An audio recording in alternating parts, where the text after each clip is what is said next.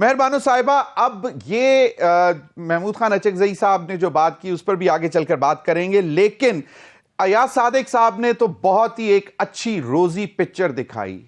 PTI की जानिब से रिटर्न चार्टर ऑफ डिमांड नहीं गया, इसकी क्या वजूहात हो सकती हैं? कोई शक शुबा है?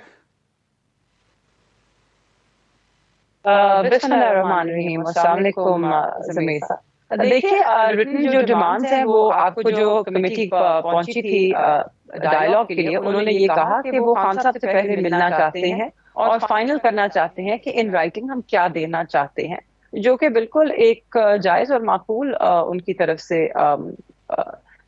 तजवीज़ दी गई थी। तो खान साहब से उनकी मुलाकात हो जाए तो हम बिल्कुल इन राइटिंग आप अपने जो मुतालबात हैं वो उनके सामने रखेंगे। वैसे तो हम सब जानते हैं कि 4 हमारे मुतालबात थे, जिनमें से अब क्योंकि हम एक चाह रहे हैं कि चीजें जो है वो अच्छी तरह आगे चले, तो हमने 2 को सरे फहरिस्त रखा है, जिसमें से एक है जो जितने भी सियासी कैदी हैं उनकी रिहाई, और दूसरा है एक जुडिशल कमीशन 9 मई और 26 नवंबर के हवाले से। अब इसमें मैं एक चीज बताती चलूं कि हम किसी डील के तहत अपने सियासी कैदियों की रिहाई नहीं चाह रहे। हम चाह रहे हैं कि जो हमारा अदालती निजाम है वो मेरिट पे फैसले करे, वो व्हाट्सएप जजमेंट के तहत ना चलाया जाए, ड्यू प्रोसेस हो और मेरिट के ऊपर फैसले दिए जाएं। जो बेल्स पिछले 1.5 साल से अटकी हुई हैं, जिसमें रुकावटें खड़ी की जा रही हैं, उन रुकावटों को दूर किया जाए, बेल्स की सुनवाई हो, मेरिट पे उनके फैसले हों, और अगर होते हैं मेरिट पे फैसले तो सब वैसे ही एक दिन में रिहा हो जाएंगे।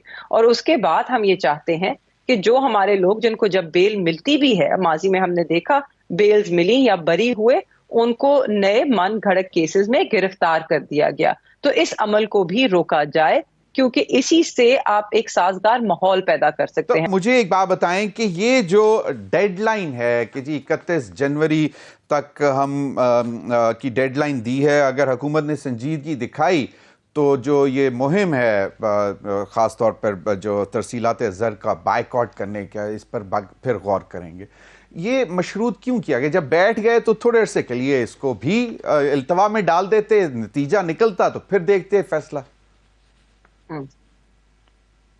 जी, क्योंकि जैसे मौला बख्श चांडियो साहब ने कहा, हमें भी खदशात हैं, हमें भी नियतों पे शक है, और क्यों ना हो। देखिए, हम अपनी सारी रिजर्वेशंस को साइड पर रख के मुल्क को तरजीह दे के बैठे हैं। मुज़ाकरात की जरूरत तहरीक इंसाफ को नहीं है, मुज़ाकरात की जरूरत पाकिस्तान को है।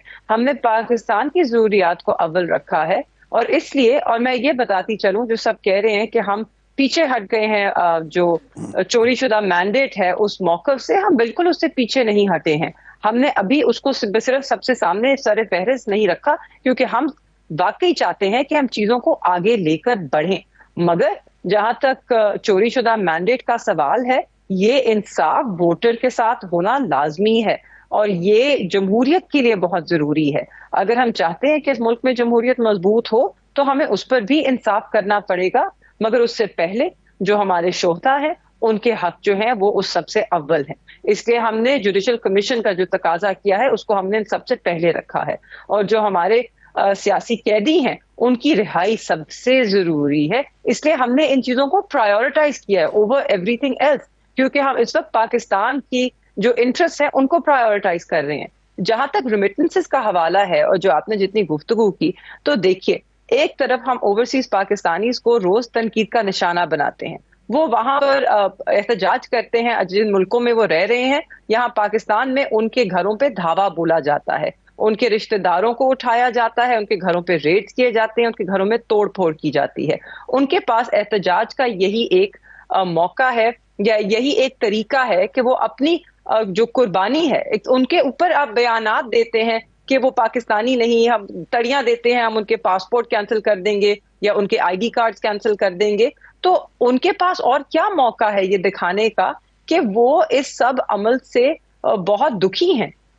उनका एहतजाज रिकॉर्ड कराने का यही एक तरीका है, और खान साहब ने सिर्फ उनको कहा है कि अब वक्त आ गया है कि आप भी कुर्बानी दें, और वो कुर्बानी देने को तैयार हैं। वो तो बड़े अरसे से कह रहे थे कि आप हमें कॉल दें, हमें हुक्म दें, हम ये सब करते हैं।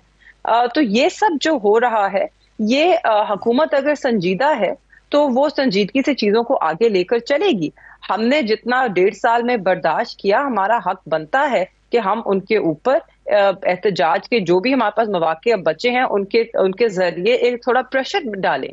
کیونکہ اگر اس حکومت پہ پریشر نہیں ڈالا جائے گا، یہ تو وہی لوگ ہیں کہ جنہوں نے نہتے پرامن شہریوں پہ گولیاں چلائیں. مہربانو قریشی صاحبہ، یہ یقیناً آپ کے جو ڈیمانڈز ہیں یا جو بھی تحفظات ہیں جائز ہے، لیکن اس میں سوال اب یہ پیدا ہوتا ہے کہ جو آپ نے کہا کہ جی حکومت کی طرف سے اتنی ان کو تھریٹس دی جا رہی ہیں کہ اگر آپ احتجاج کریں گے تو آپ کے پاسپورٹ کینسل ہو جائیں گے، آئی ڈی کارڈ ضبط ہو جائیں گے. وہ تو ان کے لیے پرائم منسٹر نے کہا ہے کہ جو باہر جا کے بھیک مانگیں گے، اگر وہ پکڑے جائیں گے تو ان کا پاسپورٹ ضبط ہو جائے گا، ان کے آئی ڈی کارڈ جو ہیں وہ ضبط ہو جائیں گے. احتجاج کرنے والوں کے حوالے سے ٹھیک آپ نے جو بتایا کہ شاید ان کی فیملیز کو یہاں پہ شاید تنگ کیا جا رہا ہو، لیکن پھر بھی یہ نقصان پاکستانی معیشت کا ہوگا. جی دیکھیے، اگر حکومت سنجیدہ ہے، اول تو اگر معیشت کی ہمیں اتنی فکر ہوتی تو ہم اس ملک میں جو سیاسی انسٹیبلٹی لے کر آئے ہیں، ووٹ چوری کر کے، ووٹ کا تقدس پامال کر کے، تو وہ نہ کیا جاتا. ہر چیز کا اونرس جو ہے یا ہر چیز کا جو وزن ہے وہ پی ٹی آئی پہ ڈالا جاتا ہے. حالانکہ اس وقت جس طرح معیشت کھڑی ہے، جس طرح جو صورتحال ہے، اس سب کا جو وزن ہے یا اس سب کا بوجھ ہے یا جو ذمہ داری ہے وہ حکومت پر عائد ہوتی ہے.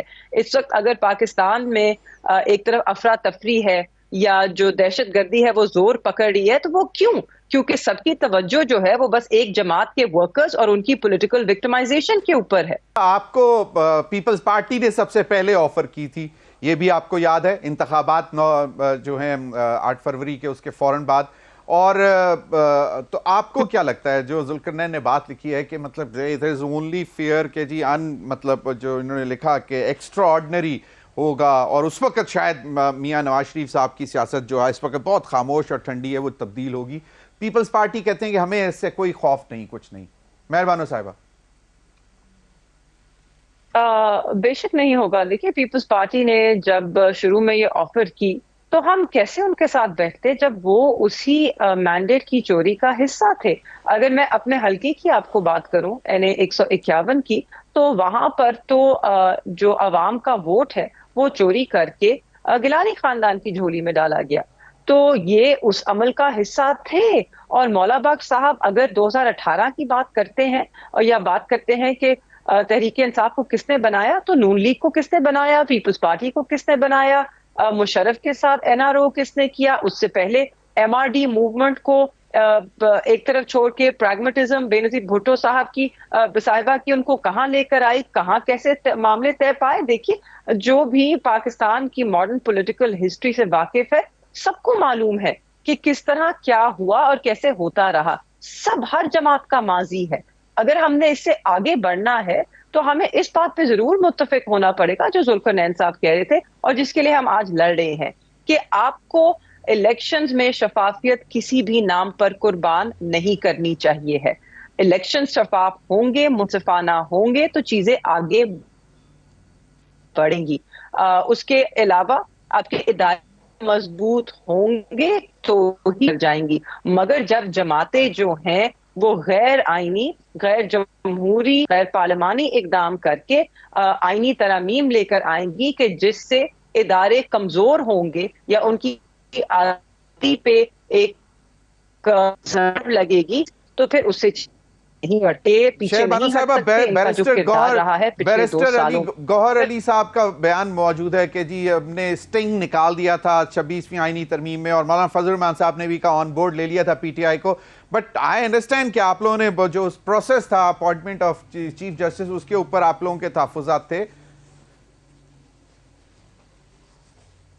اس سے بڑھ کے تحفظات ہیں. دیکھیے، ایک کانسٹیٹیوشنل بینچ کا بننا، پہلے تو وہ ایک کانسٹیٹیوشنل کورٹ بنانا چاہ رہے تھے، بٹ جس طرح کانسٹیٹیوشنل بینچ بنا ہے، جو ساری چیف جسٹس کی جو پاورز ہیں وہ اب ایک کانسٹیٹیوشنل بینچ کے سربراہ کو دے دی گئی ہیں. آپ نے تو چیف جسٹس آف پاکستان کو ایک ڈاکٹر بنا دیا ہے. ان کے ایک جونیئر جج جو ہے، جو کہ آئینی بینچ کو ہیڈ کرے، ان کے پاس زیادہ اختیارات ہیں چیف جسٹس سے. تو یہ تھی. اس وقت سپریم کورٹ کو جس طرح غیر فعال کیا گیا ہے، جس طرح اس کی آزادی پہ ضرب لگائی گئی ہے، یہ تو آپ کو ہر وکیل یا ہر بندہ جو اس پیشے سے تعلق رکھتا ہے یا اس پہ نظر رکھتا ہے، وہ آپ کو یہی کہیں گے کہ آپ نے اس وقت بالکل جوڈیشری کو پیرالائز کر دیا ہے اور اس کی انڈیپینڈنس اس سے چھین لی ہے.